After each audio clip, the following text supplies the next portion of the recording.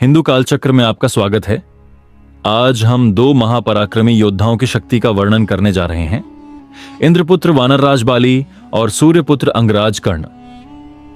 वानरराज बाली इंद्रदेव के पुत्र अपने समय के सबसे बलशाली, तेजस्वी और महाशूर योद्धाओं में गिने जाते थे। बाली की शक्ति साधारण नहीं थी। उनकी ताकत देवताओं, असुरों और ब्रह्मांडीय शक्तियों से भी परे मानी गई है। बाली के पास वह अद्वितीय सिद्धि थी जिसे हिंदू शास्त्रों में आदिशक्ति संवहन कहा गया है।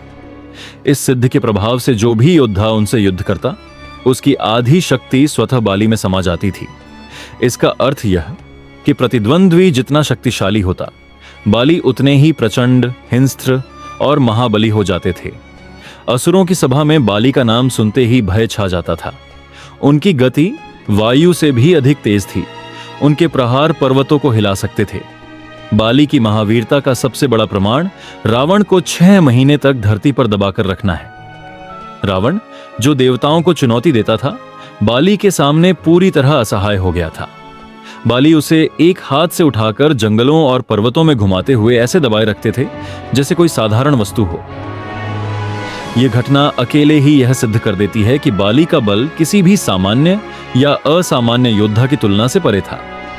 बाली के लिए असुरों को उठाकर दूर फेंक देना एक खेल जैसा था। उनके सामने दानव सेना भी टिक नहीं पाती थी। बाली केवल वीर नहीं थे, वे महावीर थे जिन्हें हराना सोचना भी अपने आप में असंभव था।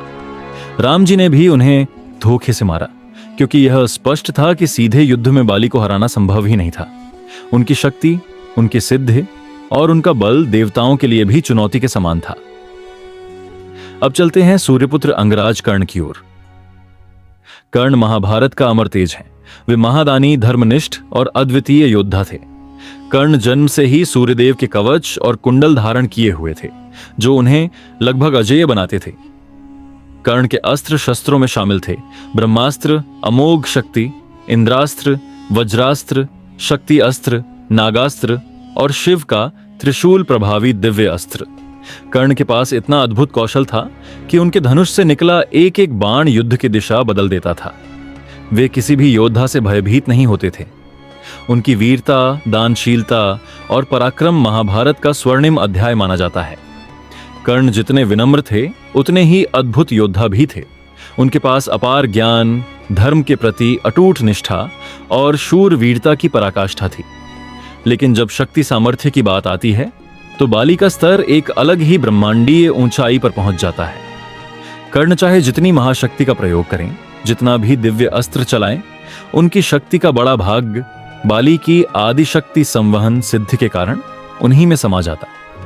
इससे बाली और अधिक भयंकर और कर्ण उतने ही शक्तिहीन होते जाते। कर्ण का सम्मान अपनी जगह अटल है। उनकी वीरता, तप और धर्म अद्भुत हैं, लेकिन बाली की शक्ति वह थी जो किसी भी योद्धा को क्षीण कर देती थी।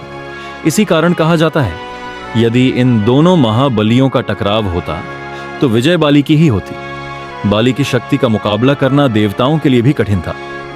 दोस्तों, अगर यह कथा आपको पसंद आई हो तो हिंदू कालचक्र को सब्सक्राइब करें। कमेंट में जय श्री राम लिखना ना भूलें। और अगली वीडियो किस विषय पर चाहते हैं, हमें जरूर बताएं। हम हमेशा आपके साथ हैं। जय श्री राम।